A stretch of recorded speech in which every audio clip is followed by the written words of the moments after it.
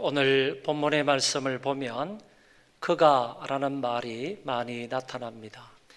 1절에 그가, 2절에도 그가, 그리고 3절에는 그 사람이, 그리고 6절, 8절에도 그가 라는 말이 나옵니다. 이것뿐만이 아니라 에스겔서 47장 이전에도 여러 번 그가 라는 단어가 나타나는 것을 엿볼 수 있습니다. 그러면 본문이 말하는 그는 누구를 가리키는 것입니까? 그것은 바로 하나님이 보내신 천사를 말합니다. 하나님이 당신의 종 천사를 시켜서 에스겔에게 이 에스겔 선지자를 인도해 가시는 것입니다. 그리고 본문에서는 그 에스겔 선지자에게 이상을 보여주기도 합니다. 선지자가 본 이상은 성전 밑에서 흘러나온 생수의 강이 온 땅을 옥토로 만드는 내용입니다. 오늘 하나님께서 이 말씀을 통하여 우리에게 주시는 메시지가 무엇인지 세 가지로 나누어서 살펴보기를 원합니다. 첫째, 물의 근원이 하나님이시다라는 것입니다. 에스겔 선지자가 천사의 인도를 받아서 성전에 들어갔더니 동쪽으로 나 있는 문에 문지방 밑에서 샘물이 흘러나기 시작했습니다. 그러니까 물이 성전의 문지방 밑에서 흘러나왔다는 것입니다. 그리고 12절에 가서 보니까 그 물이 성소를 통하여 나옴이라 라는 말씀이 있습니다. 성소는 성전 안에 있는 거룩한 장소이지 않습니까? 그 거룩한 처소에서 물이 흘러 나왔다는 말입니다. 이 두 구절의 말씀을 근거하여 볼 때 물은 성전의 거룩한 곳으로부터 나왔습니다. 그러면 이곳에 누가 그 이름을 두시고 계시는가 하면은 곧 하나님이 이름을 이곳에 두시고 하나님께서 이 성소에 임재하여 계시다는 말씀입니다. 하나님이 이스라엘을 회복시키기 위하여 또는 하나님의 선택된 당신의 백성들을 소생시키기 위하여 하나님이 친히 이곳에 임재하여 계시는 것입니다. 그러니까 바로 그 하나님이 물의 근원이시고 하나님이 물을 흘러 보내신다는 말씀입니다. 여기에서 물이라는 것은 만물을 소생시키는 생명력을 말하는 것입니다. 만물을 살리는 생수입니다. 이 물은 생명과 구원을 의미하는데 그것이 하나님으로부터 나온다는 얘기입니다. 결국 물의 근원이 하나님이라는 말은 하나님으로부터 생명이 나오고 하나님으로부터 구원이 흘러나온다라는 얘기입니다. 이스라엘 백성들이 애굽에서 종살이 하다가 해방을 하게 됩니다. 당시 세계 최강국이었던 애굽의 소나기에서 어떻게 그들이 자유를 얻게 되었습니까? 모세의 힘과 능력으로 그들이 해방이 되었습니까? 이스라엘 백성들의 군사력이나 단합된 힘으로 그들이 자유를 얻었습니까? 아닙니다. 그들이 애굽에서 자유와 해방을 받은 것은 하나님이 그 가운데에서 편팔로 역사하셨기 때문입니다. 이스라엘 백성들의 구원은 하나님으로 말미암아 된 것입니다. 그래서 성경은 나는 너희를 애굽에 종되었던 곳에서 인도하여 낸 여호와라고 말씀하고 있습니다. 애굽에서 나온 것은 구원을 말하는데 하나님이 그들을 애굽에서 인도해 내셨다고 말씀합니다. 스가랴서와 요엘서에서도 구원이 하나님께로부터 나온다고 하셨고, 그리고 예레미야 2장에 하나님이 그 당시 백성들이 두 가지 악을 행하였다는 것을 말씀하시면서 먼저 생수의 근원인 나를 버렸다고 말씀하십니다. 또한 요한계시록 22장에서는 하나님과 어린 양의 보좌로부터 생명수의 강이 흘러 나온다고 하셨습니다.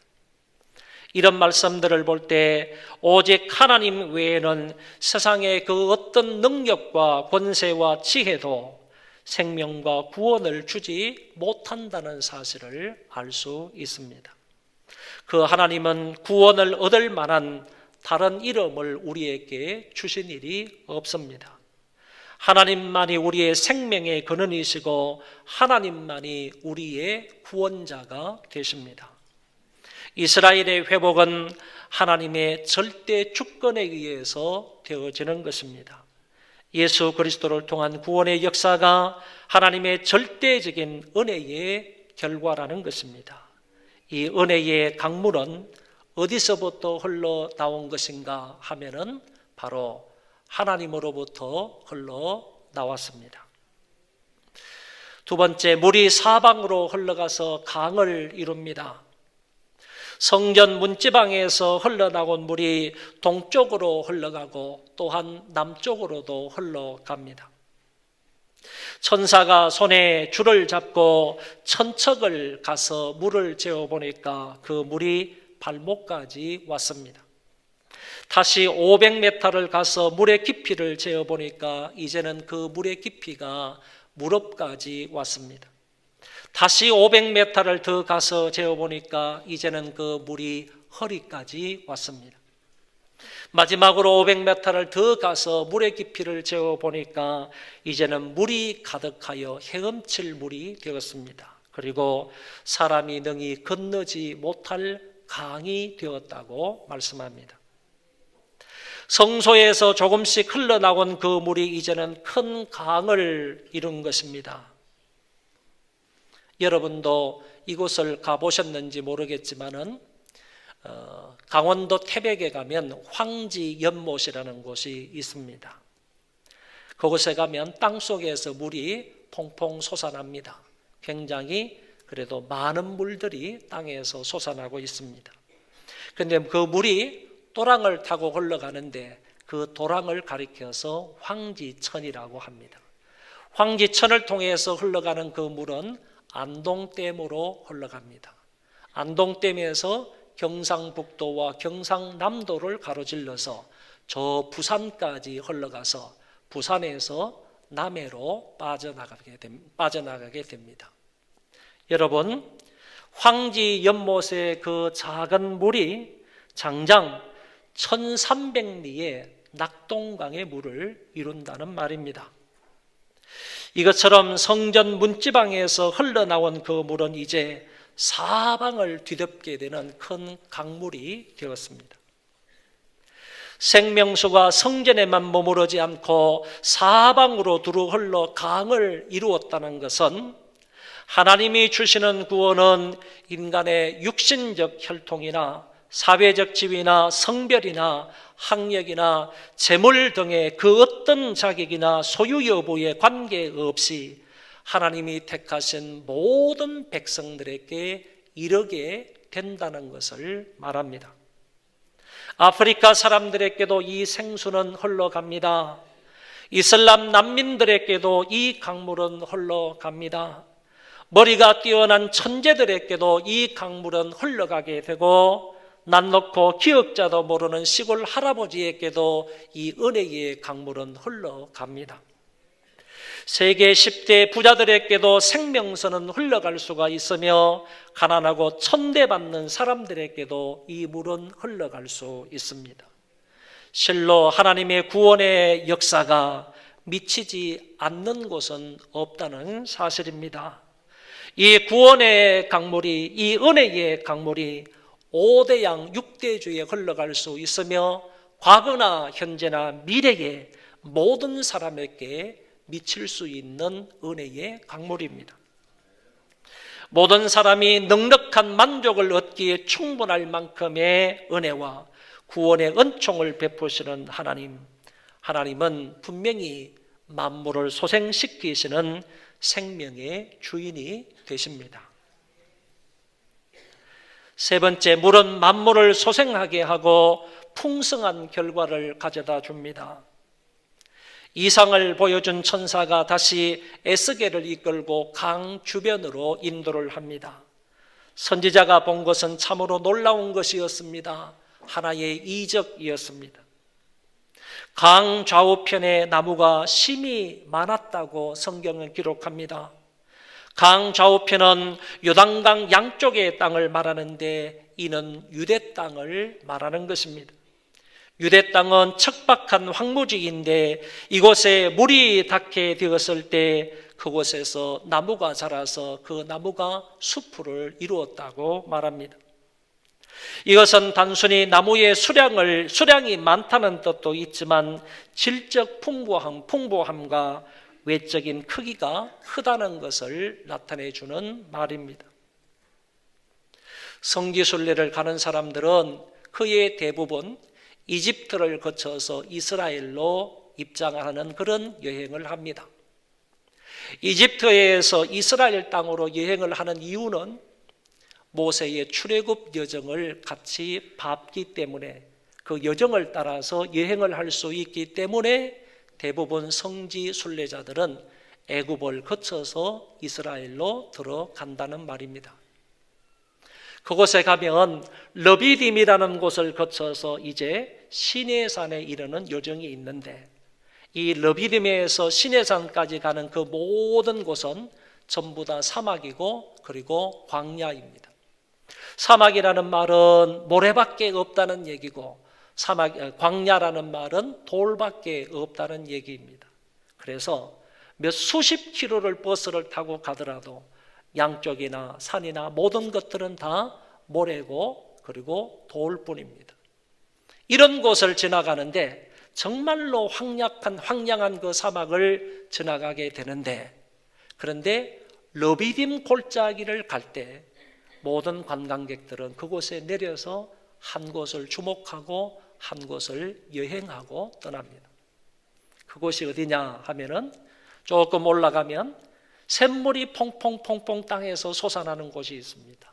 그 샘물이 작은 또랑을 타고 한 2km 쭉 이렇게 흘러가는데, 참 신기하고 이상한 것은 그 샘물이 흘러가는 그 주변에는 파란 풀들이 나 있고 그리고 나무들이 자라고 새들이 깃들고 작은 짐승들이 노닐고 있다라는 것입니다. 다른 곳은 전부 다 황량한 사막입니다. 그리고 풀 한 폭이 나무 한 그루 볼 수 없는 그런 곳입니다. 그럼에도 불구하고 그곳만큼은, 르비딤 골짜기만큼은 그렇게 파란 풀들이 있고 그리고 나무들이 있다는 것을 발견하게 되는 것입니다. 왜 그렇습니까? 그 샘물로 인하여서, 그 위쪽에서 조금씩 솟아나오르는 그 샘물로 인하여서 그것이 흘러가는 곳곳마다, 물이 닿는 곳곳마다 이와 같은 놀라운 역사가 일어나고 있다는 것입니다. 다음으로 이 물이 동쪽으로 흘러 아라바로 내려가서 바다에 이르렀다고 했습니다. 물이 강을 이루고 강물이 바다로 흘러간 것입니다. 이 바다는 사해라고 할 수 있는데, 사해는 염분이 보통의 바다보다도 5배나 염도가 높습니다. 그렇기 때문에 그 바다를 우리는 죽은 바다, 한문으로 사해라 이렇게 부르는 것입니다. 그 어떤 생물도 살 수가 없습니다. 그 어떤 물고기도 이 사해바다에는 살 수가 없습니다. 그런데 흘러내려오는 그 강물, 흘러내려오는 그 생수, 흘러내려오는 그 물이 사해바다 속에 들어가게 되니까 사해바다의 물이, 죽은 물이 살아나게 되더라는 것입니다. 이 물이 저 물을 살리는 것입니다. 요단강을 통해서 흘러 들어온 그 물이 죽은 바다의 물을 살렸다, 그런 얘기입니다. 강력한 생수가 흘러 들어가므로 저 죽은 바다가 살아나게 되었습니다. 이것뿐만이 아닙니다. 9절 10절의 말씀을 보시기 바랍니다. 이 강물이 이르는 곳마다 번성하는 모든 생물이 살고 또 고기가 심이 많으리니 이 물이 흘러 들어가므로 바닷물이 되살아나겠고 이 강이 이르는 각처의 모든 것이 살 것이며 또 이 강가에 어부가 설 것이니 엔게디에서부터 에네글라임까지 그물 치는 곳이 될 것이라. 그 고기가 각기 종류를 따라 큰 바다의 고기같이 심이 많았다. 이 강물이 들어가는 곳곳마다 바다가 살아납니다. 바다가 살아나니까 그 속에 있는 생물도 살아나고 물고기들도 많이 살게 되었습니다. 이 강이 이르는 모든 것이 살아났습니다. 이 강물, 영생수, 생명수가 닿는 곳곳마다 회복이 되고 살아나는 역사가 일어난 것입니다. 그래서 강가에 어부들이 서서 그물을 치며 고기를 잡는다고 하였습니다. 그 고기들의 종류도 다양한데 마치 큰 바다의 고기같이, 이 지중해의 고기같이 그 사해바다에 심이 많은 고기가 살게 된다고 하셨습니다. 여기서 끝나지 않았습니다. 12절에 각종 과실나무에는 열매가 끊이지 않고 풍성이 맺는다고 하셨습니다.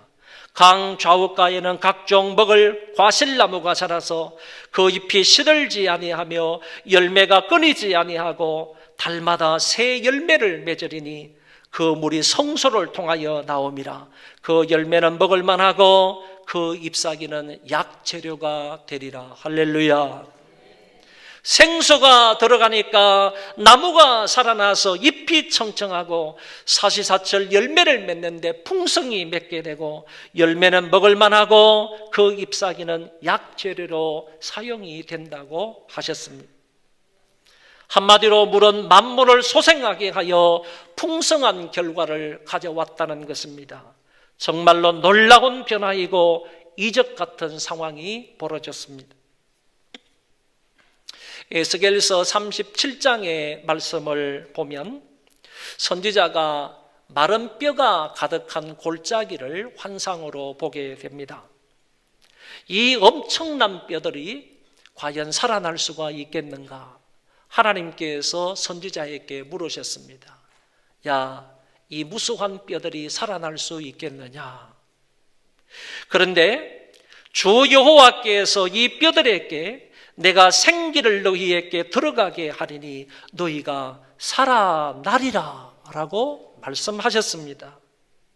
하나님으로부터 나온 그 생기가 사방에 미치게 되니까 뼈들이 서로 맞추어져서 사람의 모습이 되고 그 위에 힘줄이 생기고 가죽이 덮이더니 일어나서 여호와의 큰 군대가 되었다고 하십니다. 마른 뼈가 여호와의 군대가 되는 과정을 보게 되면 하나님의 생기가 그 여호와의 입에서 나오고 그 생기가 각 뼈들에게 들어가게 되니까 그것으로 살아나서 여호와의 군대가 되었다고 말씀하십니다.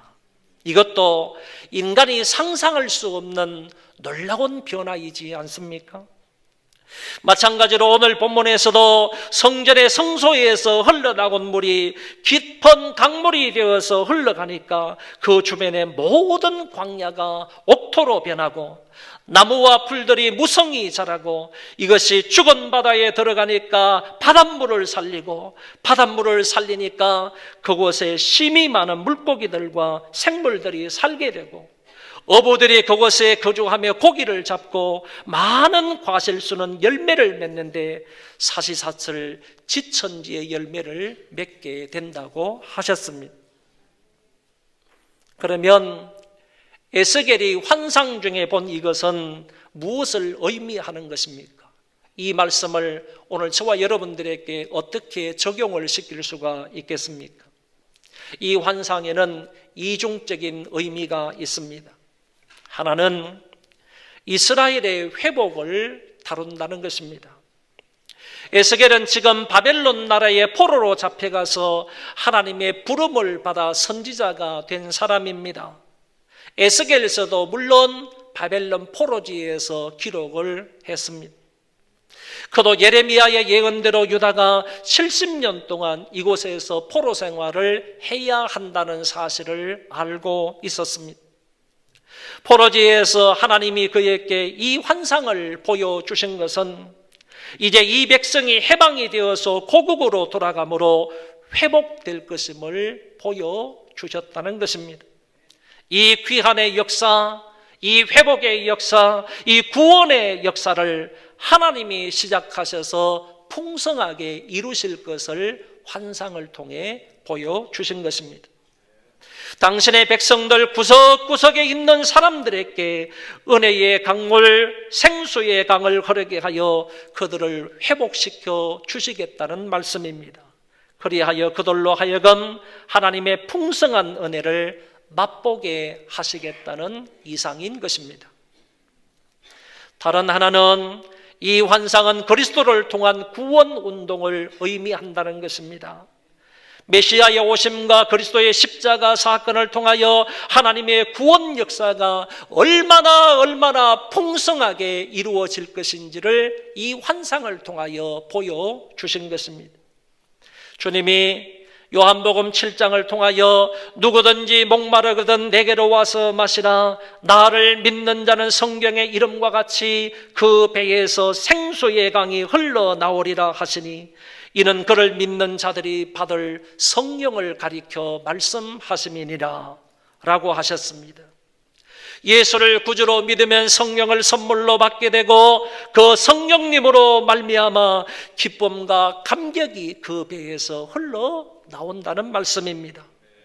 믿음으로 영생을 얻은 주의 백성이 누릴 진정한 영적 은혜가 이처럼 풍성하게 될 것을 말씀하고 있습니다.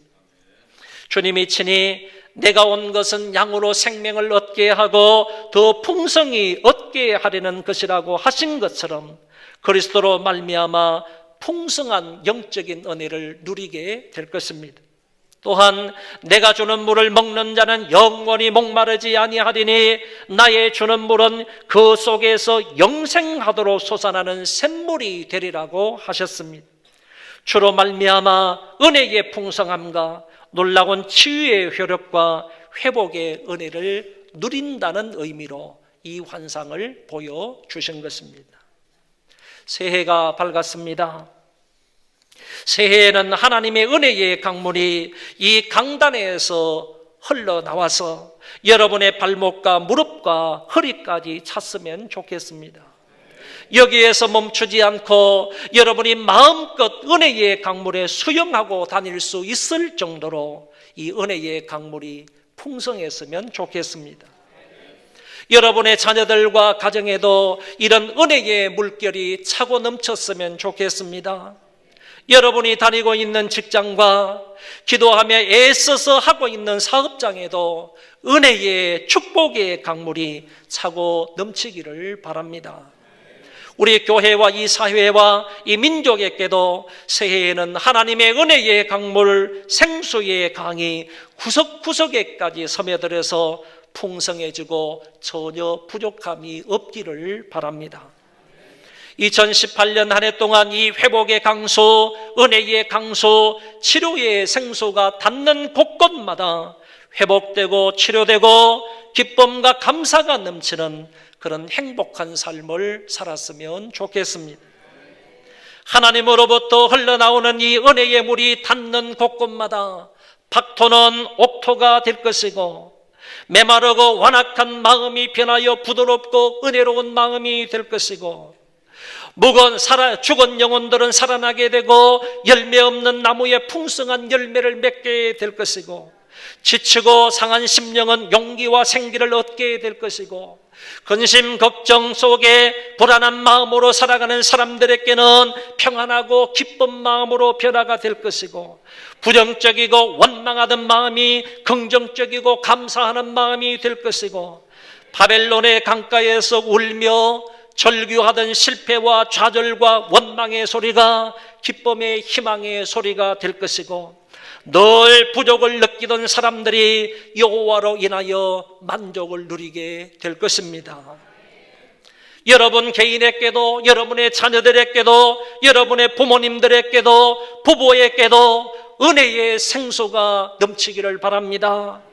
이 생명의 생수가 들어가게 될 때에 그 가운데 살아나는 역사가 있고 회복되고 치유되는 역사가 있고 강건해지고 번창해지고 행복해지는 역사가 있는 것입니다.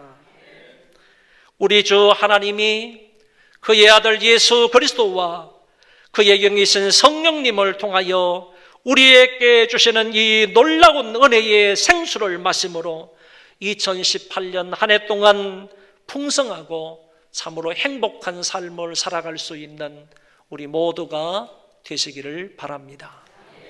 기도하겠습니다.